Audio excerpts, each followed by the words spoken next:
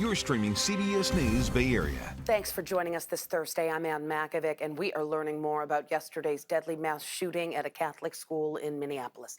Here is the very latest. Hospital officials say 2 people remain in critical condition, 1 child and 1 adult. They are treating a total of 9 patients. Investigators say the gunman, identified as 23-year-old Robin Westman, acted alone.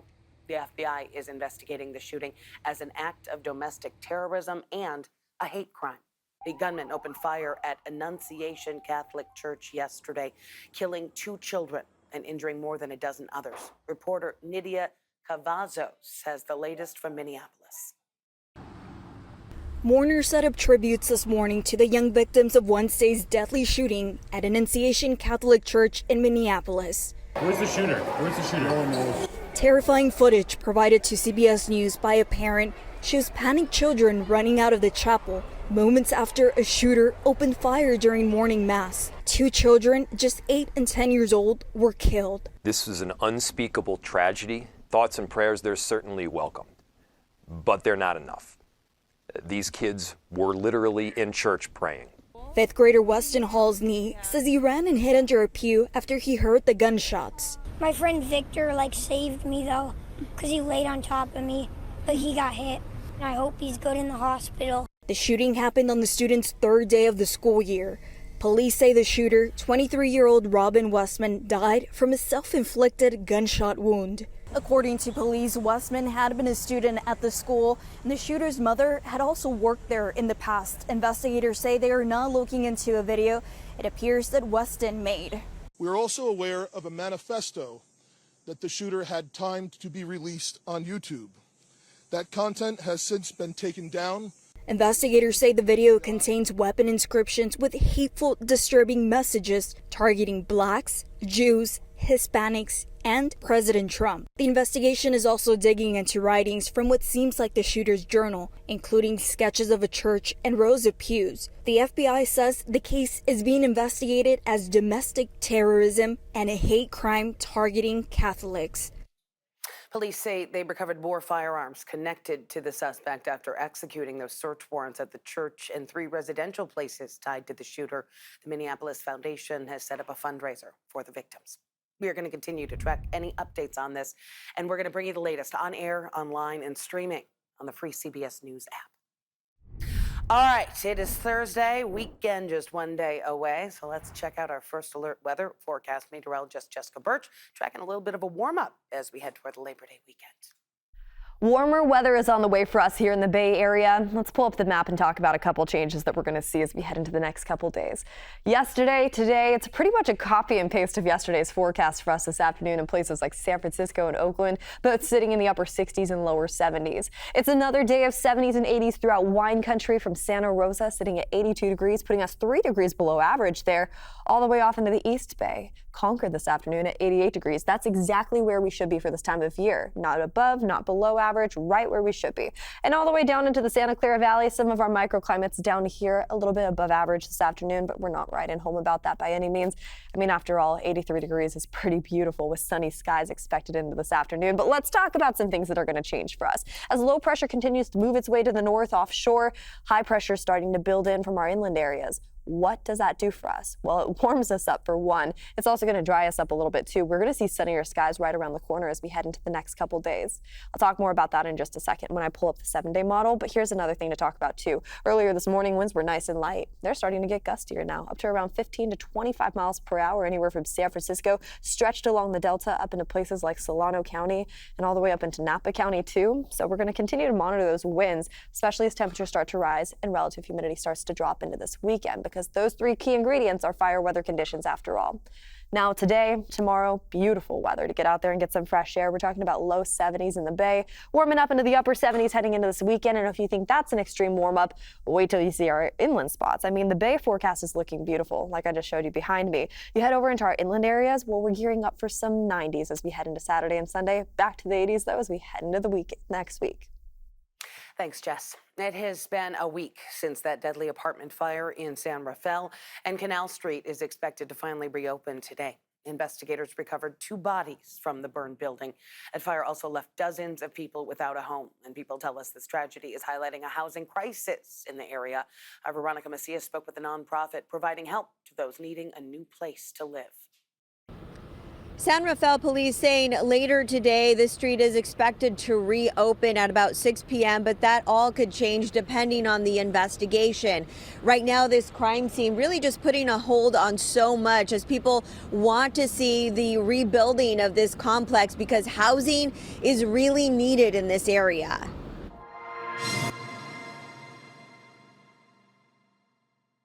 Officials ruled the fire at 516 Canal Street suspicious. The ongoing investigation hampering liability and insurance claims. Most people were sleeping inside this 19-unit apartment complex when flames quickly spread. Some forced to jump from the balconies to the creek below for survival. By the time the sun came up, some 55 people were without a home and many of their belongings. Omar Carrera, Chief Executive Officer with Canal Alliance, says the number of victims speaks directly to the housing disparities along the canal. Families in the canal, they had to share their homes to make it affordable. A lot of people have this perception that the canal neighborhood is low-income housing, and it's not. It's market rate housing where extreme low-income individuals live. The overcrowding leading to a large number of people being displaced, multiple families squeezing into a single unit to manage the monthly rents. People like this woman from Guatemala.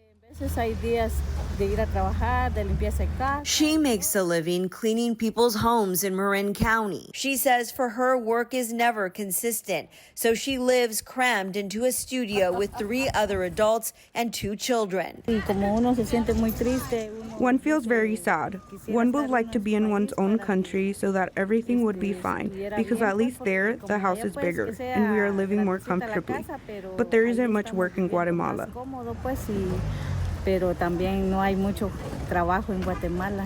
Most in the canal are undocumented and do not receive public assistance. The nonprofit plays a vital role in helping them get by with the weekly food distribution. This is the workforce for many homeowners in the area. So they provide a lot of support to the local economy, to the entire county. So that's why we require a county response to this. But the lack of affordable housing is not just affecting low-income and moderate households, it's also affecting everyone. At the local and county level, leaders are assessing the situation. As Carrera himself stresses about the crisis at hand, he calls for an immediate action and for people to stop blocking any new development. Unless we solve the housing crisis that we have in Marin County, unfortunately, these type of situations might continue to repeat, and the outcome of that is going to be terrible. We need to incorporate these concerns into the design of the housing development instead of using those concerns to stop housing development. For the moment, Canal Alliance has secured temporary homes for everyone involved, along with food, medical care, and legal aid. But the road to recovery will be long as they work to figure out a more permanent housing situation. Already on this Thursday morning, we could see they're starting to pick up material, and maybe soon we'll see the demolishment of what was left of the burnt apartment complex. We don't know what caused the fire just yet, but police have released the name of one of the 2 victims, 62-year-old Tracy Lee Lowmiller. Police hoping to identify the second victim by the end of the week. In addition to the 2 people who died, at least 8 people were injured in that fire. Still ahead here on CBS News Bay Area, one family's desperate fight for housing as their child lays in a hospital bed. Why the city says they don't qualify. This system is a mockery and plays with our mental health constantly. Plus, a luxury retailer taking on one of the Bay Area's wealthiest towns. Why some say this proposed storefront could ruin the vibes downtown. The town could benefit just from being its own unique character that it has been for the last 200 years.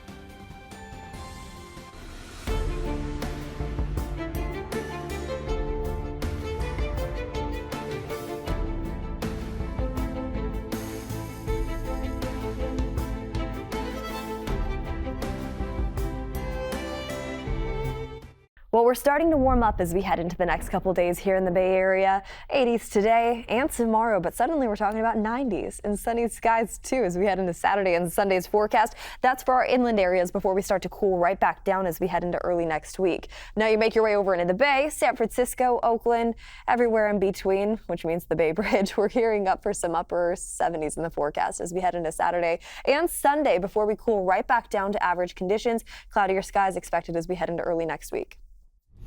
A family in San Francisco now in desperate need of help to find permanent housing while their 7-year-old child is in the hospital. Maria Zavala and her husband have been staying in a shelter while their child recovers from surgeries.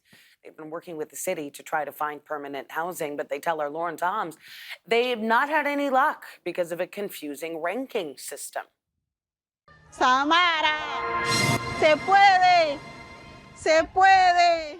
Maria Zavala spends her days locked between fighting for housing and at her 7-year-old daughter Samara's hospital bedside. She is walking through the streets of the Mission, demanding the city invest more in securing permanent housing for low-income families like hers. This system is a mockery and plays with our mental health constantly. I asked myself today, who is San Francisco a sanctuary city for? If we are constantly being exposed to another type of deportation. Maria and her family have been living in temporary city shelters. She's fought previous evictions and says she continues to be told by the city that her husband, a sanitation worker, either makes too much or too little to qualify for permanent housing. We first spoke with Maria and her husband, Jose, back in April when they fought the city's eviction policy and won more time for families like hers in shelters. But now she faces San Francisco's housing placement system, which uses a shifting needs-based preference score calculated by a database, which depends on income, special circumstances like disabilities, and how long a family has been displaced. Sin embargo, a pesar de su condición, that before my daughter Samara's surgeries, I had a score of 95. And currently, after her multiple surgeries, we inexplicably dropped to a score of 75 without any specific reason. According to the city's housing department, families with higher scores and therefore higher risks often get placed in permanent housing sooner. But all applicants are matched with services, although housing is never guaranteed. Spokesperson Emily Cohen says their goal is to place all families into long-term solutions, but housing resources remain scarce.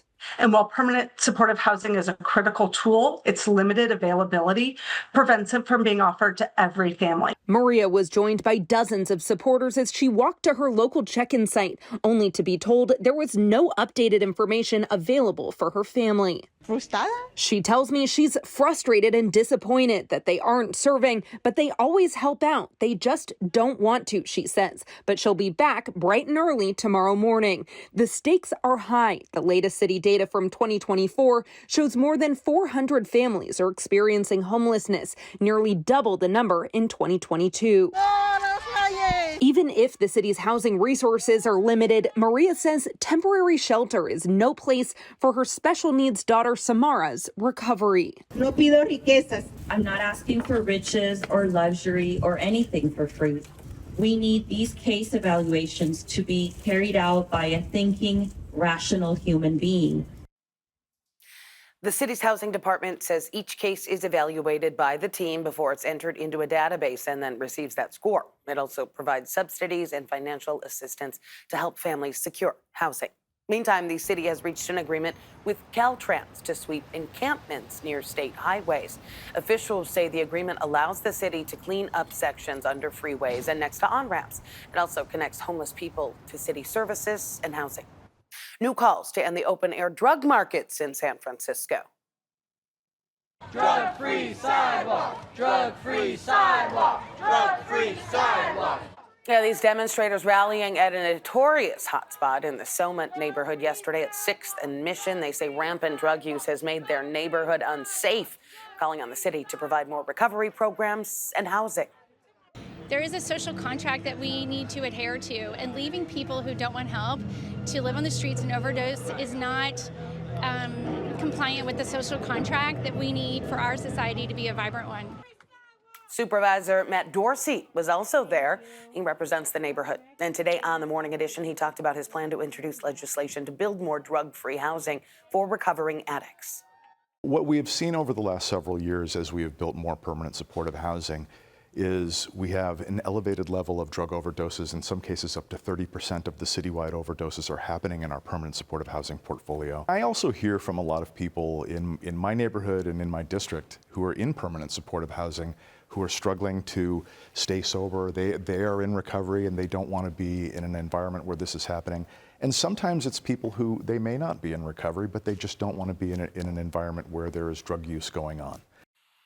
Well, Dorsey himself has been open about his own struggles with addiction in the past.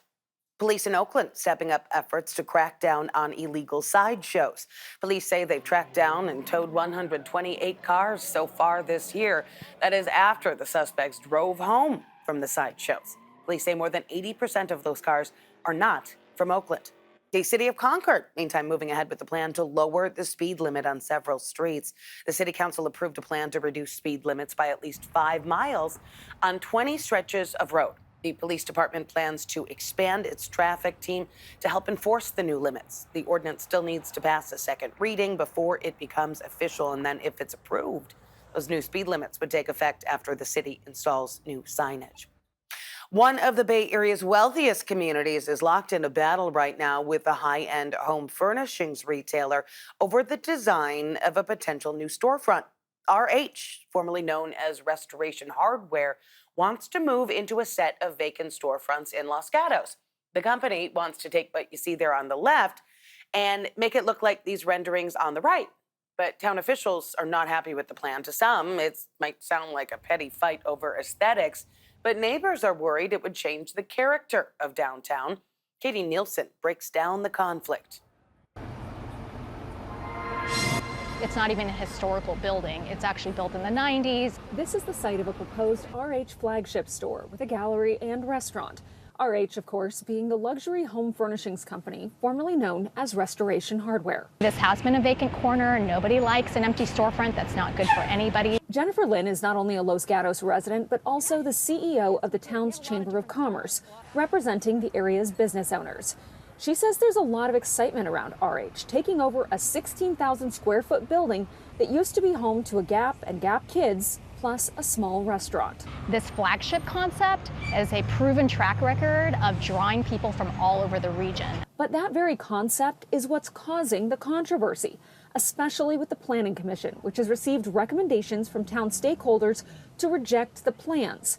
The renderings show RH wants to combine multiple storefronts into one unified facade, but memos from the Community Development Director and the Historic Preservation Committee say they don't like the design. It doesn't fit in with the rest of the downtown buildings. But RH fired back in a letter saying their design galleries are bespoke design destinations, and they refuse to make any changes to the plans.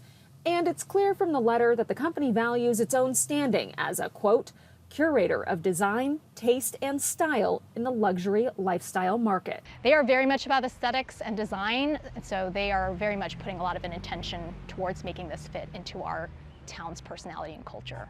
But for people like Beth Bradford, who was born and raised here, the issue isn't as much the design as what it represents. We don't need another Restoration Hardware. We don't need another large mega store. People can go to any town and go to those. The town could benefit just from being its own unique character that it has been for the last 200 years. Change is hard for anybody, and we understand that. Change is never easy, and we don't want to be static. Economic vitality relies on being progressive and thinking proactively and planning for the future. The town council still has to vote on all of the plans, and if it does get approved, construction could start right away. The idea would be to have it open by the end of next year.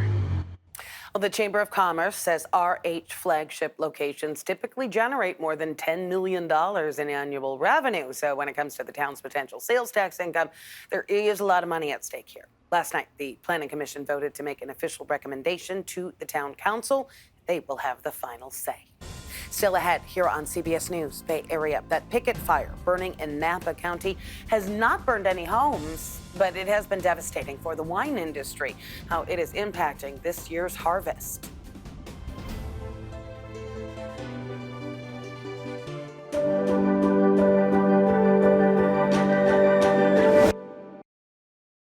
heading into this weekend, high pressure is going to start rolling its way in from our inland spots. What does that do? Well, it warms us up here in the Bay Area. Nothing too drastic. It's not going to be a heat wave like we dealt with the last week, where we were dealing with heat advisories widespread throughout the Bay Area, but it will feel a little bit warmer compared to where we're at today. And then to add to that, we're also seeing some gusty afternoons ahead of us. I mean, today, just by lunchtime, we're already up to around a 15-mile-per-hour wind gust. You think that's strong? We get all the way up to around a 25-mile-per-hour wind gust in places like San Francisco, stretched along the Delta, closer to Solano County, too. Now, let's start off with the Bay forecast. You head over into places like San Francisco and Oakland, that live look behind me. We are gearing up for sunny skies this afternoon and again tomorrow and again this weekend as temperatures continue to rise. But those clouds definitely want to pull back in as we head into early next week. Monday and Tuesday, we're back down to the low 70s. Temperatures will feel cooler. We're going to see cloudier skies. That's more of a San Francisco summer, if you ask me. And then you head all the way over into the Bay, or our inland areas, away from the Bay. Well, of course, those microclimates love warming up just a hair more whenever we're talking about high pressure factored in. And that's the case as we head into this weekend. Mid-90s just by Saturday, so a hot afternoon ahead of us. A nice cool evening as we start to see the sunset, and then we're gearing up for one more day of 90s by Sunday before we're back into the 80s heading into early next week. It has been a week since that picket fire broke out near Calistoga, and CAL FIRE expects it to stay within its containment lines at this point, but it's been stubborn. That fire torched a little more than 10 square miles, and while it hasn't burned any buildings, it's certainly leaving a stain on the wine industry. Napa County officials estimate $65 million in losses for agricultural producers. Andrea Nakano talked with one winemaker who's left with a bad taste in his mouth.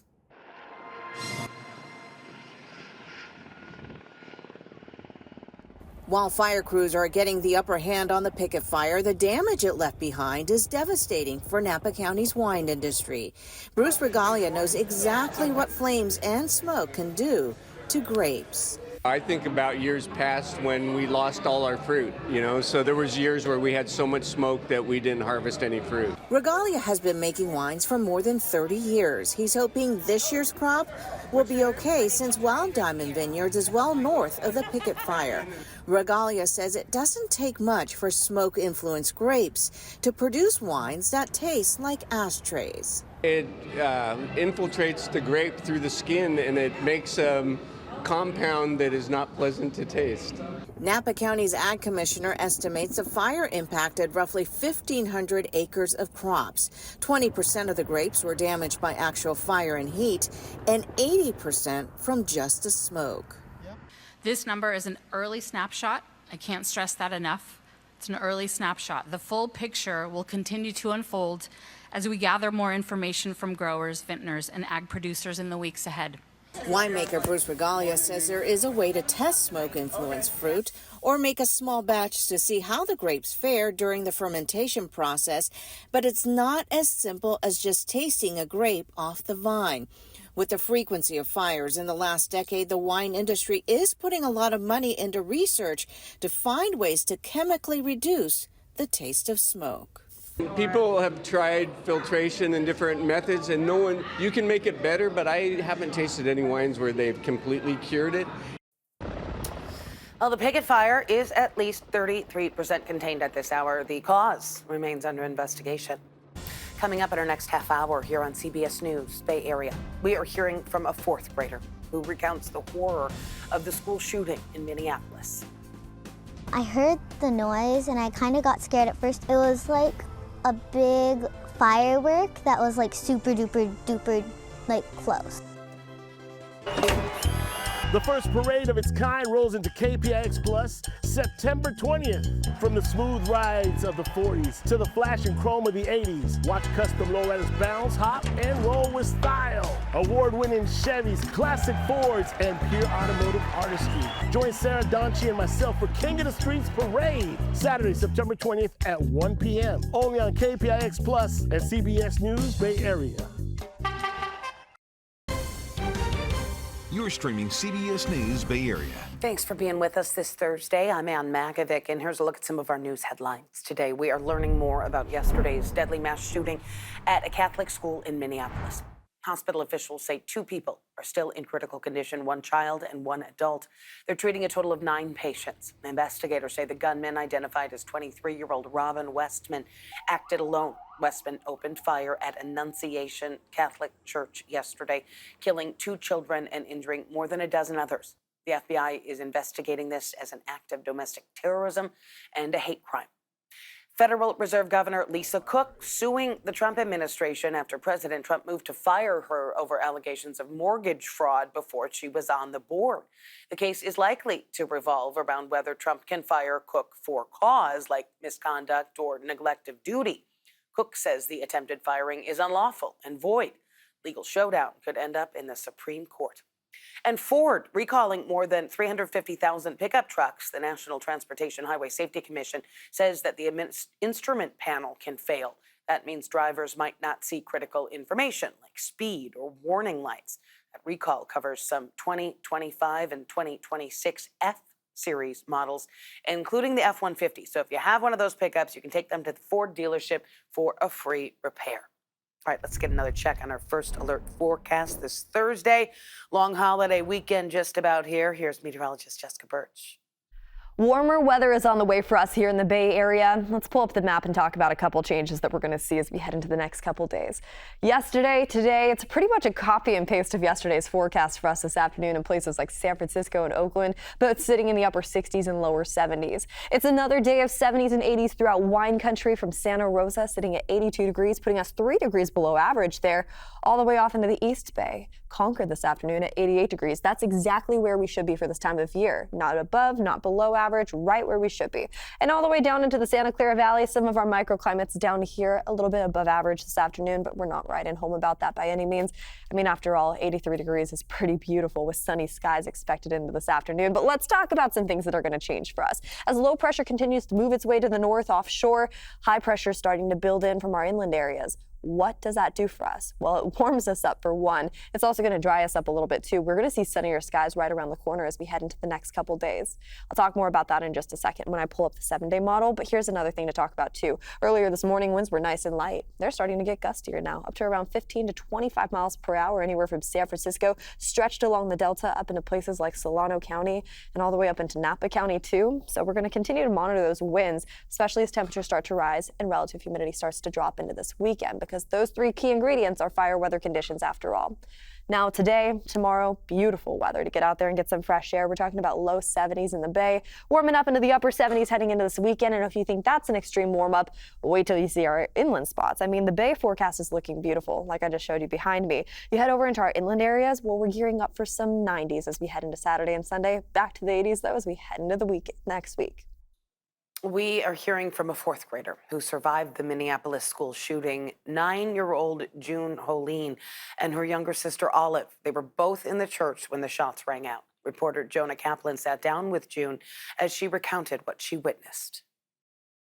I heard the noise and I kind of got scared at first. It was like a big firework that was like super duper duper like close. Like if like somebody did a firework that didn't launch off like in your ear, that's kind of how loud. What were you most scared? I was scared about if I would get hurt. I was worried about like everybody getting like hurt and injured.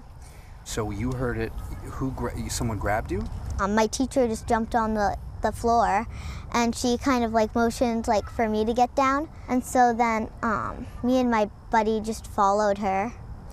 And then she kind of grabbed my hand a little bit. What was it like with your buddy holding your hand like that? How did that make you feel? A little bit safer.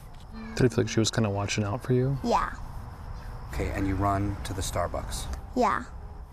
They were letting us like try and call our parents and stuff. You know, you're sitting here as your daughter is describing this. What are you thinking? It's just very surreal. It's hard to believe that it was, that we're in reality right now. The feeling that I had searching was easily the worst feeling I've ever felt. I just needed to find you. I felt so much relief when I did. A lot of kids might be scared to go to their school because of what happened at your school. What do you want to tell them? I'd probably tell them that it's okay to be afraid a little bit, but it's actually kind of rare to what happened, so you don't have to be that worried. Give your dad a hug.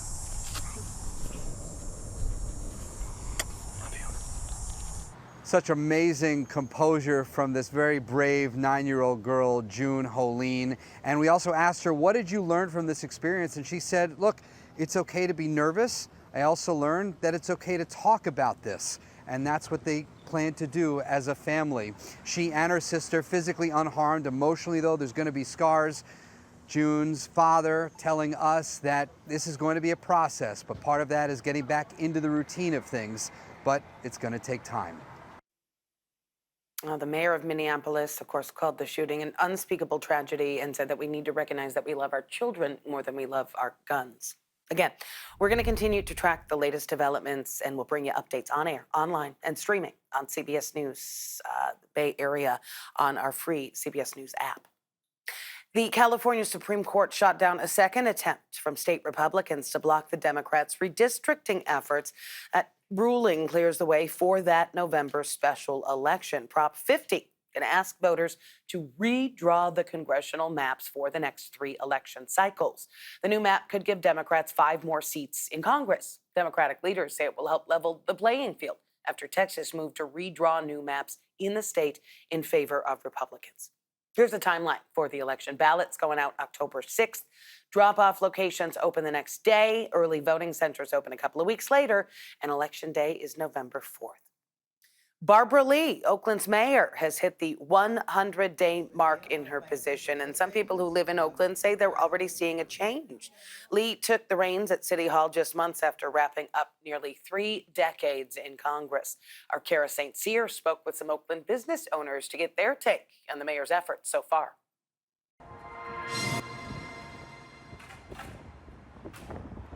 I plan to immediately review areas of concern. Barbara Lee kicked off her inauguration speech with a promise to improve the lives of the people of Oakland. I was heavily in a grassroots effort to get her in that seat. 100 days in, and Derek Johnson, the owner of the Home of Chicken and Waffles, says he sees a change. She's very connected to community, and I think that's extremely important, right? She engages with community. She patronizes our businesses. Supporting small businesses was one item on Lee's 10-point plan. Earlier this month, she updated the city's permitting process to streamline some of the red tape, a longtime headache for new business owners. For Derek, that small step equals big change. And I think the residents like myself and business owners like myself are happy to see people coming back to Oakland. While happy with business, Derek feels public safety is still a significant issue. Charles Blades, a barbershop owner, feels the same way. As a whole, you know, each city's struggling in their own sense. But far as being better, city being better, thriving, you know, create jobs, have things to do in the city, make sure the city's safe. President Trump recently called out Oakland for its crime and suggested he may send in the National Guard. Lee told us Trump's claims unfairly characterized the city. I think it's important that the rest of the country understand the truth, the facts, and that what he has said is not accurate. He doesn't understand Oakland. He doesn't know what's going on here. Data released by the city shows that crime is down from this time last year.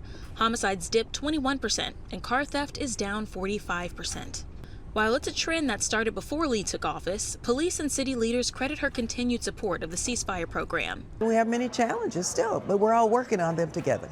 While 100 days is only the beginning of Lee's tenure, Johnson gives the new mayor high marks. Well, A for effort and high B for execution.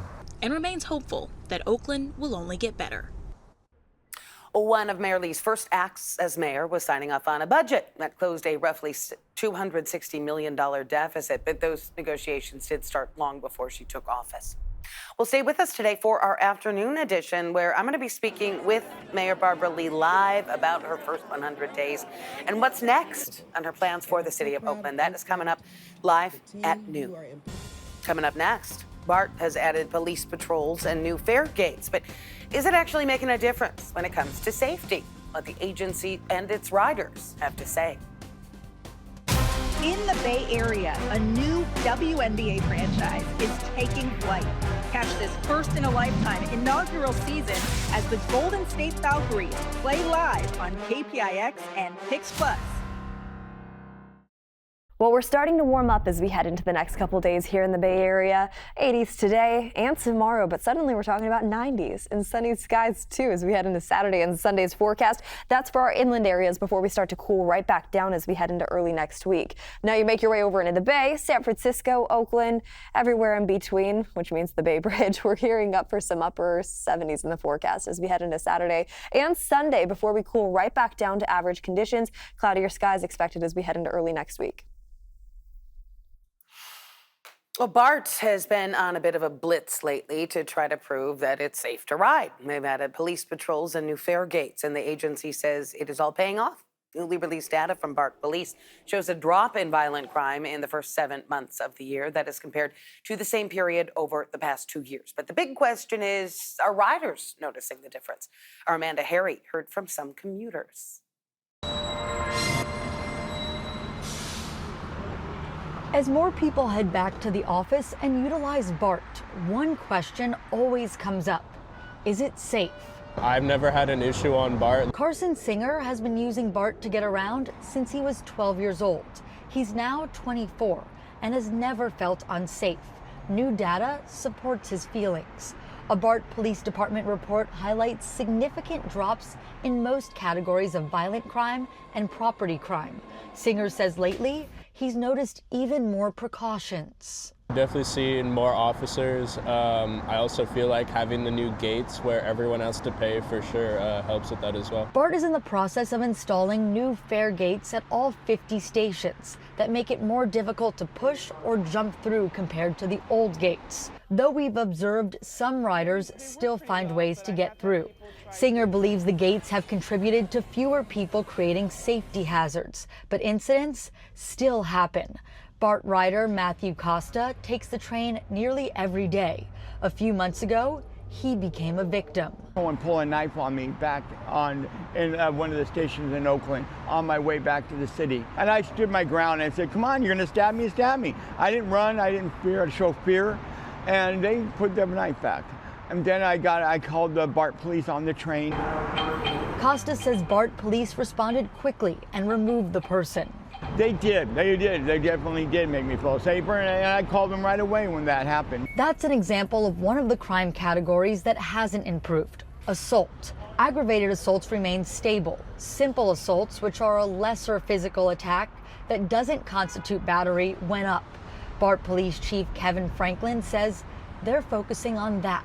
There are still, a few assaults occurring out in the system. I think it reflects some of the, issues that are occurring in the stations around our system or in the areas around our stations. And that's always an area that I want to work on. If a crime does occur, Franklin wants to solve it quickly.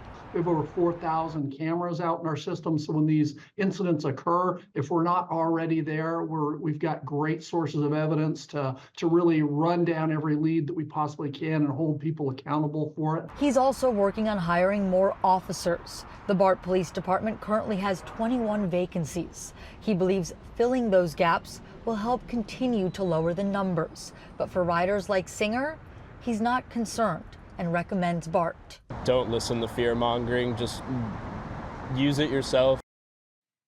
When it comes to cracking down on fare evasion, BART Police data shows citations are holding steady at an average of about 200 a month for this year. Coming up here on CBS News Bay Area, she is serving warmth and compassion to people with nowhere else to go. Now, this week's Icon Award winner is giving vulnerable neighbors a helping hand.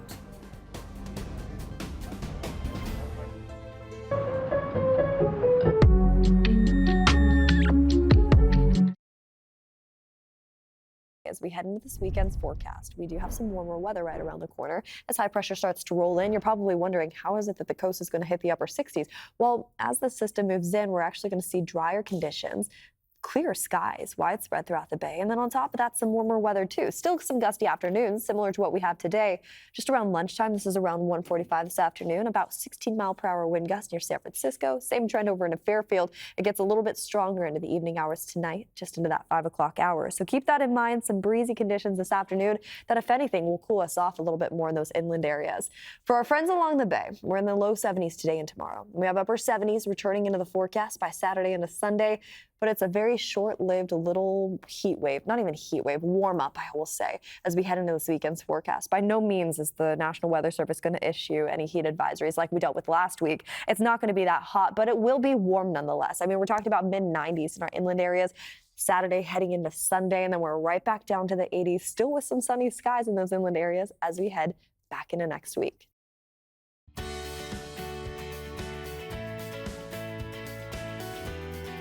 Well, for nearly 30 years, people experiencing homelessness in San Mateo County have turned to a peninsula woman known for her empathy and compassion. Lisa Collins creates a home and community for people who don't have a home. She says that she helps them feel seen and heard. Sharon Chin introduces us to this week's CBS News Bay Area Icon Award winner. Take classes and make sure we're not going to kill anybody, so it has to reach a certain temperature. Oh, yeah. Lisa Collins is in the kitchen at 6 a.m. boiling chicken to make soup that brings warmth and nourishment. It's more than the food. It's actually creating a community. Lisa has served as director of the St. Vincent de Paul North County Homeless Conference for almost 30 years. She leads a program called Cafe St. Vincent. Lisa and her volunteers pour a special blend of compassion on about 120 people who come to the cafe in South San Francisco each weekday morning. They receive meals, clothing, hygiene products, and vouchers for gas and haircuts. And they get help securing jobs and housing. One of our homeless guests who comes in, and every time he comes in, he always says the same phrase, "Good to see you, nice to be seen." And that to me just says it all, because people just want to be seen, they just want to be heard. Lisa first volunteered serving the unhoused as a college student in her native Ireland after she encountered her first unsheltered person, a 13-year-old living in Dublin. I couldn't believe it because she was so young and she was living by herself on the steps of the River Liffey. After working in magazine publishing in London for a decade, Lisa came to the U.S., volunteered with St. Vincent de Paul, and eventually accepted the job as Homeless Help Center Director and Youth Coordinator. Anna Marie Law comes to Cafe St. Vincent for food as she bounces from hotels to friends' homes for shelter. Lisa's helped her find employment and has been her go-to person for support over the years. She helps with everything. She's wonderful. There's nothing I wouldn't do for her. There's nothing Lisa wouldn't do for them. She kept the cafe open during the pandemic. She documents their lives through photographs, became a therapist to help them through their trauma, and started a Christmas giving tree in the 1990s to fulfill wishes for some 120 guests each holiday season. Like for Christmas, one man, all he wanted was a jar of mayonnaise, and he was so overwhelmed. Another man wanted a guitar, he got a guitar, and then he played flamenco. It was really wonderful. And Kevin Dempster is proof that people come back even after they've found housing. The retired ballpark concession manager returns for clothing, food, and company. Well, I just like being part of everything. Yeah, it makes me feel like I belong. And that's really what we want to give them. And that's, we have become a home for so many who don't have a home. So for creating a community of hope and help for the unhoused at St. Vincent de Paul's North San Mateo County Help Center, this week's CBS News Bay Area Icon Award goes to Lisa Collins. Lisa also co-founded a program that ran for a decade called Be a Deer, Donate a Brassiere to give away clean underwear. Donations came from as far away as Japan. You can nominate a community hero for a CBS News Bay Area Icon Award on our website, kpix.com/icon. Thanks for streaming CBS News Bay Area. I'm Ann Makovic. We're going to be right back with your first alert forecast and another look at your top stories.